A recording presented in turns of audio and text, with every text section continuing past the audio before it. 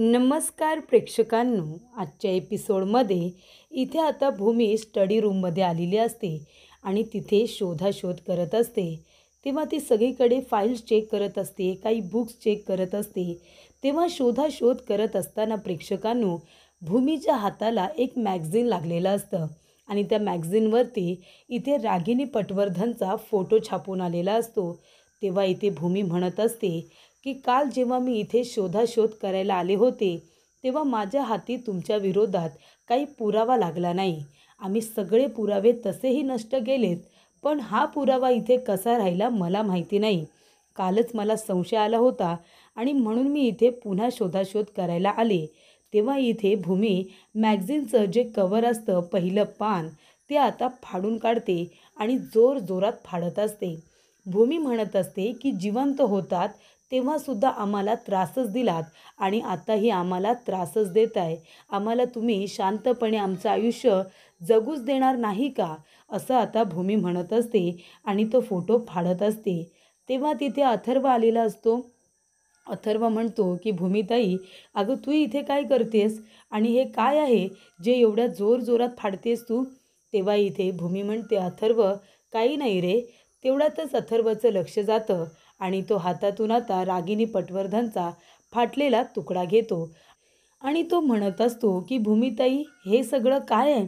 अगं आईला जाऊन 7 वर्ष झाली तरीसुद्धा तू तिच्या आठवणीने इतकी अस्वस्थ का होतेस. तेव्हा प्रेक्षकांनो, भूमी म्हणत असते, अथर्व मला नाही कळत रे. म्हणजे 7 वर्ष जरी झालीत ना त्या बाईला जाऊन, तरीसुद्धा तिच्या आठवणी मला जीव घेण्या वाटतात.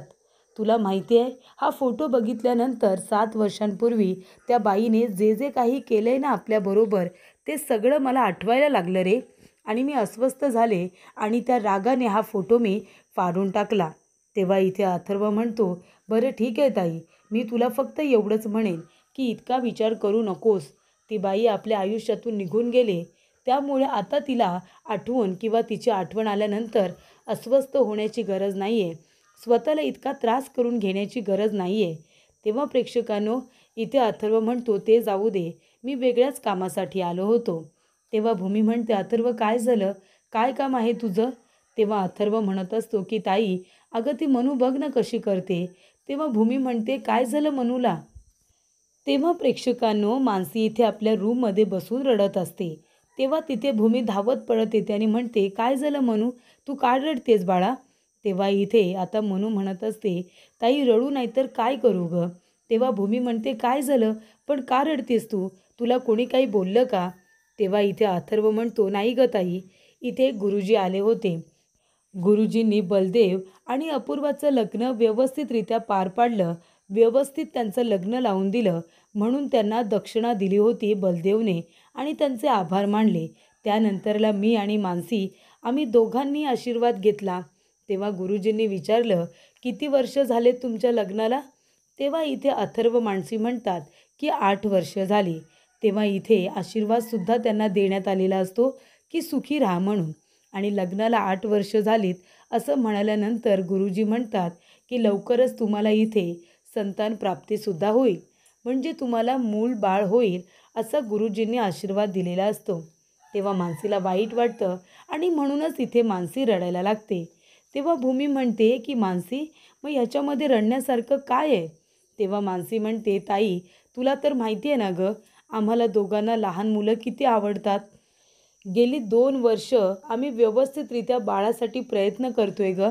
सगळ्या टेस्ट करतोय, रिपोर्ट करतोय. सगळेजण जे सांगतायत ट्रीटमेंटसाठी ते सगळं करतोय आम्ही. तरीसुद्धा आम्हाला काहीच पॉझिटिव्ह रिस्पॉन्स मिळत नाही आहे. अथर्व म्हणतो, मागच्या वेळी तर आम्ही IVFसुद्धा केली होती, पण तीसुद्धा फेल गेली. तेव्हा भूमी म्हणते, काय तुम्ही IVFसुद्धा केली होती, पण तुम्ही आम्हाला विचारलं का नाही. हे बघा, तुम्ही अशी कुठलीही रिस्क घेऊ नका. आणि हे बघ मनू, अगं तुला बाळ नक्की होईल. अगं कितीतरी कपल असे असतात ज्यांना उशिरा मुलं होतात, पण इथे तू तर आता रडतच बसलेस. फक्त 8 वर्ष झालीत तुमच्या लग्नाला आणि तू इतका त्रास करून घेतेस. हे बघ मनू बाळा, कधी कधी उशिरा मुलं होतात तर कधी कधी कुठल्या कपलला मुलं होतच नाही. म्हणून काय झालं, नाही झाली मुलं तर नाही झाली, त्याच्यामध्ये एवढं रडत कशाला बसायचं. अजिबात स्वतःला त्रास नाही करून घ्यायचा आणि मी आहे ना तुझ्याबरोबर. कशाला तू वाईट वाटून घेतेस? आणि हे बघ मनू, अगं गुरुजींनी आशीर्वाद काय दिला तुला? लवकरच घरामध्ये गुड न्यूज येईल, म्हणजे संतान प्राप्ती आहे ना. लवकरच काहीतरी आनंदाची बातमीसुद्धा येऊ शकते. आपण असा विचार करूया ना. हे बघ, कधी कधी माणसांच्या तोंडून आहे ना आपल्याला देव काहीतरी बोलून जात असतो. कदाचित देवानेच गुरुजींना सांगितलं असेल तुम्हाला तसा आशीर्वाद द्यायला. तेव्हा लवकरच या घरामध्ये गुड न्यूज येईल आणि पुन्हा या घराचं गोकुळ होते की नाही बघच तू. तेव्हा मनू म्हणते, हो गं ताई, मी असा विचार का नाही केला? तेव्हा अथर्व म्हणतो, हो ना. मनू रडायला लागली आणि मी सुद्धा हळलो. त्यानंतर प्रेक्षकांनो, इथे आता भूमी म्हणत असते की मानसी, रडत नाही बसायचा बाळा. लवकरच या घरामध्ये आनंदाची बातमी येणार. लवकरच तुम्ही दोघेजण आई बाबा होणार, हे मात्र नक्की. तेव्हा प्रेक्षकांनो, इथे आता मानसी म्हणत असते, ताई, म्हणून तुझा मला आधार वाटतो. तू नसशील आमच्या आयुष्यात तर आमचं कसं होईल गं? तू मला आयुष्यभर माझ्याबरोबर हवी आहेस. मी रडायला लागले, मला कुठल्या गोष्टीचं वाईट वाटलं तर मी तुझ्या कुशीत शिरूनच रडते ना गं. तेव्हा इथे अथर्व म्हणतो, हो ना, खरंच ताई, तुझाच तर आम्हाला आधार आहे गं. दुसरं आम्हाला आहे तरी कोण? तूच आहेस आमचा आधार, आधारस्तंभ. असं इकडे अथर्व मानसी दोघे जण बोलत असतात. तेव्हा इथे भूमी म्हणत असते की आकाश बरोबर बोलतोय. रागिनी पटवर्धनबद्दल इथे कुणाला काही कळायला नको. क्षितिजाला तर आमची गरज आहेच, पण त्याचबरोबर इथे मानसी आणि अथर्वला सुद्धा आमचीच गरज आहे. आम्ही बॅकबोन आहोत या घराचा. त्यामुळे काहीही झालं तरीसुद्धा रागिनी पटवर्धनबद्दल कुणाला काही कळता कामा नये. आम्हाला आमच्या कुटुंबासाठी ही गोष्ट काहीही झालं तरी लपवून ठेवावीच लागेल, असं प्रेक्षकांनो आता भूमी म्हणत असते. त्यानंतर प्रेक्षकांनो, भूमी आता ही गोष्ट आकाशला सांगणार असते की पुन्हा या घरामध्ये रागिनी पटवर्धनचं नावसुद्धा निघता कामा नये. त्याचबरोबर प्रेक्षकांनो, इथे आता आकाश घरी आलेला असतो आणि तो टॅटूवाला माणूस पुन्हा एक छोटीशी बॅग घेतो आणि ती आकाशच्या गाडीवरती फेकून देतो. त्यानंतर प्रेक्षकांनो, हा तोच माणूस असतो ज्याला भूमीने पळून जाताना बघितलेलं असतं आणि हा तोच माणूस आहे प्रेक्षकांनो, ज्याने रूममध्ये तो आता रेडिओ रेकॉर्डर ठेवलेला असतो. त्यानंतर त्याच माणसाने बॅग फेकून दिल्यानंतर तो तर तिथून निसटून जातो. भिंतीवरून चढून तो तिथून पळून जातो. तेव्हा आकाश त्याला पकडण्यासाठी मागे येतो आणि तो म्हणत असतो की हा परत निसटून गेला. हा माणूस सारखा सारखा आम्हाला त्रास द्यायला काय येतोय? तेव्हा प्रेक्षकांनो, इथे आकाश म्हणत असतो की आणि माझ्या गाडीवरती जी बॅग टाकले त्याच्यात नक्की काय असणार आहे ते बघायला हवं. त्यानंतर प्रेक्षकांनो, इथे आता बलदेवने अपूर्वाच्या भांगामध्ये कुंकू भरलेलं असतं. तेव्हा प्रेक्षकांनो, इथे अपूर्वा म्हणत असते की बलदेव, ही किती छान प्रथा आहे ना, म्हणजे नवऱ्याने बायकोच्या भांगामध्ये कुंकू भरायचं. म्हणजे मला भूमी सांगत होती की म्हणजे जेव्हा भूमी आणि आकाशचं सुद्धा नवीन नवीन लग्न झालं होतं तेव्हा भूमीसुद्धा आकाशला भांगामध्ये कुंकू भरायला सांगायची काही दिवस. तेव्हा बलदेव म्हणतो, हो, भूमी आणि आकाश दोघेजण या घरातल्या जुन्या जुन्या प्रथासुद्धा खूपच आवडीने पाळतात, त्या मानतात. तेव्हा इथे बलदेव म्हणतो, बघ ना, आता माझी बायकोसुद्धा किती सुंदर दिसते. तुझ्या ह्या सुंदरतेमध्ये या कुंकूने 4 चांद लावलेले आहेत. तेव्हा प्रेक्षकांनो, इथे आता बलदेव तिला छान कॉम्प्लिमेंट देत असतो आणि तेवढ्यातच अपूर्वा विचारते की बलदेव, मला सांग ना, या घरातल्या चालीरीती परंपरा यांच्याबद्दल मला सांग. तेव्हा बलदेव म्हणतो की अपूर्वा, मला तुला सगळ्याच गोष्टी काही सांगता येणार नाही, कारण मी आधीपासून या घरामध्ये नव्हतो. 7 वर्षांपासूनच मी या घरामध्ये आहे.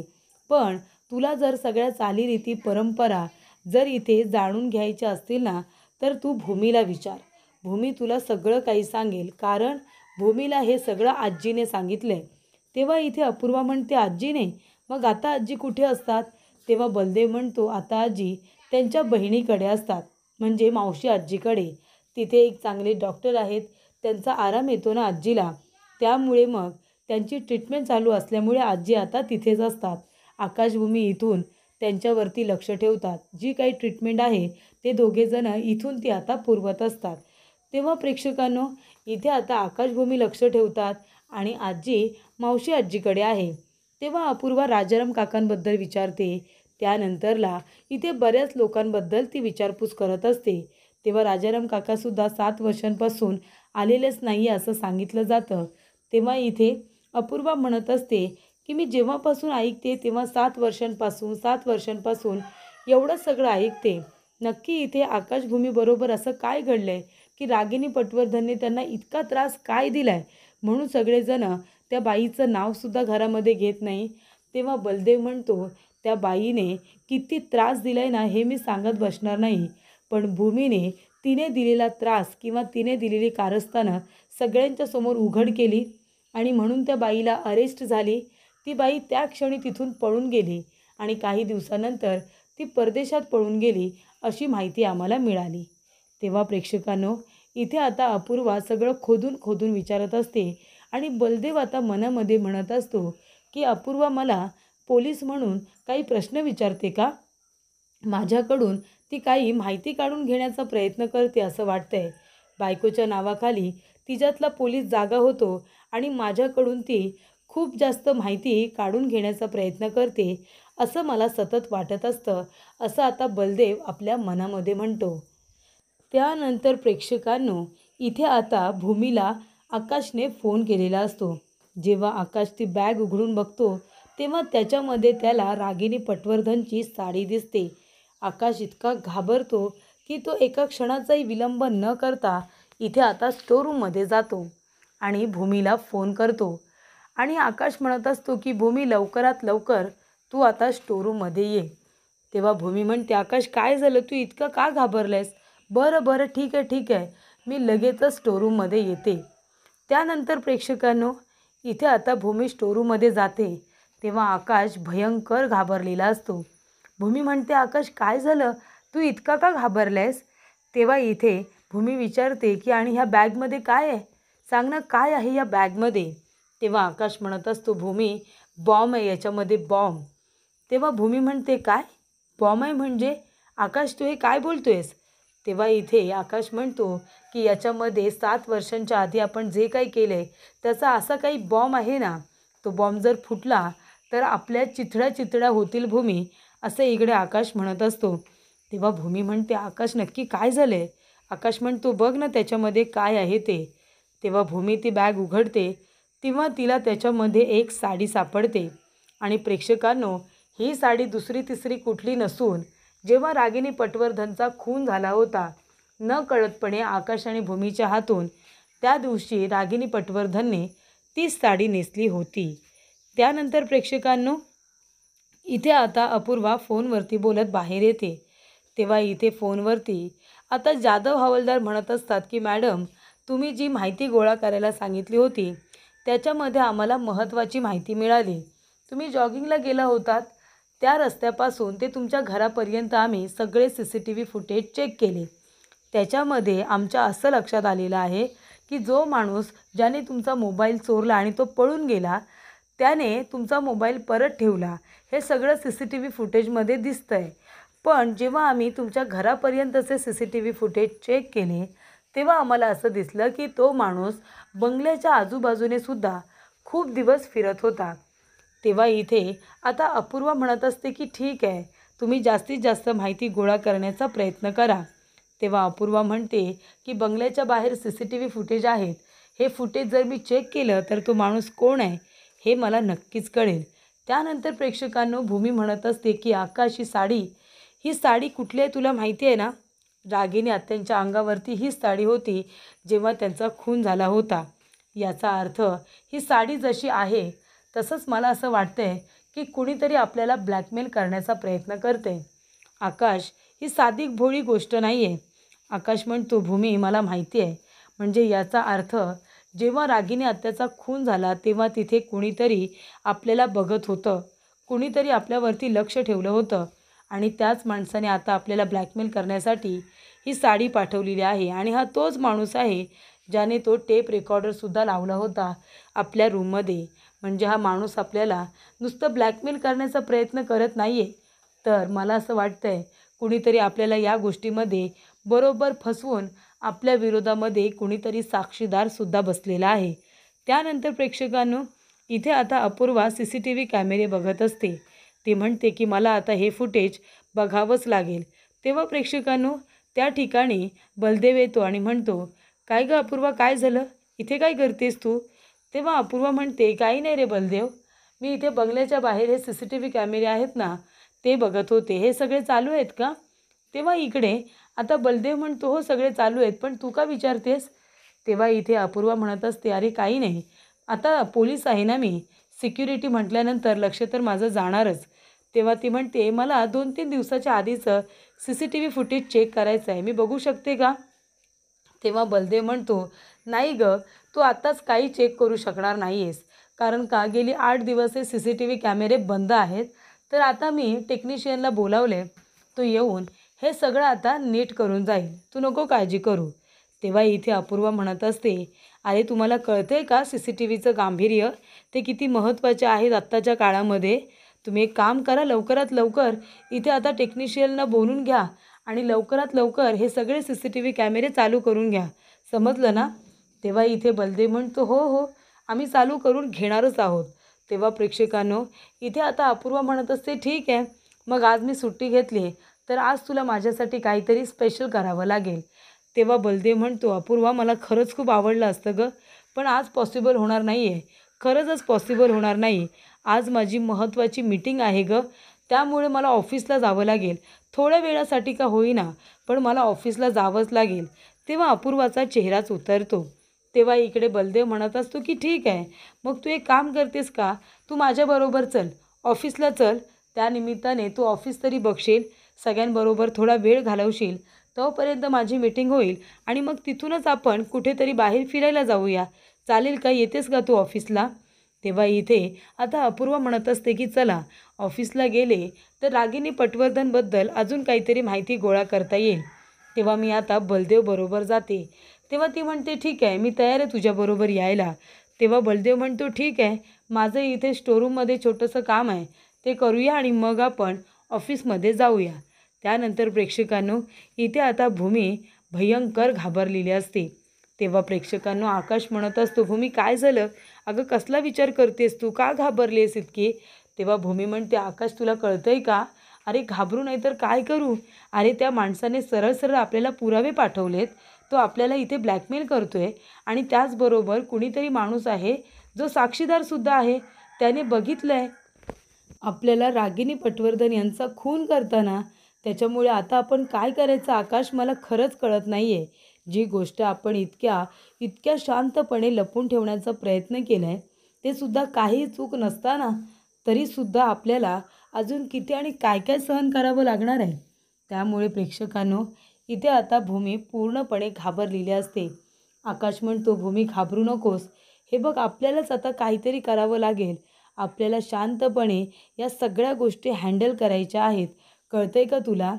त्यानंतर प्रेक्षकांनो इथे भूमी म्हणत असते, "आकाश, मला खूप भीती वाटते. खूप भीती वाटते मला. आपल्याला एक काम करावं लागेल. आपल्याला ह्या साडीची विल्हेवाट लावावी लागेल." विल्हेवाट. आणि जेव्हा इथे आता भूमी ती साडी उचलते त्याच्यामधून एक चिठ्ठी पडते. ती म्हणते, "चिठ्ठीसुद्धा आहे याच्यामध्ये." तेव्हा आकाश म्हणतो, "काय लिहिलं आहे त्या चिठ्ठीमध्ये?" जेव्हा भूमी ती चिठ्ठी वाचते ना प्रेक्षकांनो, भूमी खूपच जास्त घाबरते. आकाश म्हणतो, "भूमी काय झालं?" भूमी म्हणते, "आकाश, या चिठ्ठीमध्ये तेच आहे जे त्या टेप रेकॉर्डरमध्ये होतं आणि जे आपण ऐकलं. आकाश, तो माणूस आपल्याला ब्लॅकमेल करण्याचा प्रयत्न करतोय. त्याला माहिती आहे 7 वर्षांपूर्वी आपल्या हातून जे काही घडलंय ते कदाचित त्याने बघितलंय आणि म्हणूनच तो माणूस आता आपल्याला इथे ब्लॅकमेल करतोय. मला खूप भीती वाटते आकाश. त्याने हे प्रकरण जर उघडकीस आलं आणि जर कुणाला काही सांगितलं तर मग आपण काय करायचं? इतकी वर्ष जे लपून ठेवले ते सहजरित्या सगळ्यांच्या समोर येईल." असं आता भूमी म्हणत असते.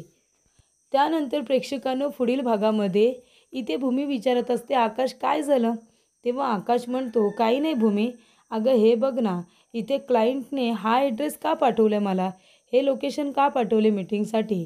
तेव्हा प्रेक्षकांनो इथे आता आकाश आपली गाडी घेतो आणि त्या लोकेशनवरती जायला तयार होतो. तेव्हा प्रेक्षकांनो इथे रागिनीसुद्धा आता बाहेर निघालेली असते. तीसुद्धा त्याच लोकेशनने जाते ज्या लोकेशनने आकाश जातो. तेव्हा इथे आकाश गेल्यानंतर तो म्हणत असतो की अरे बापरे, ही तर तीच जागा आहे तिथे 7 वर्षांपूर्वी आम्ही रागिनी आत्याचा खून केला होता.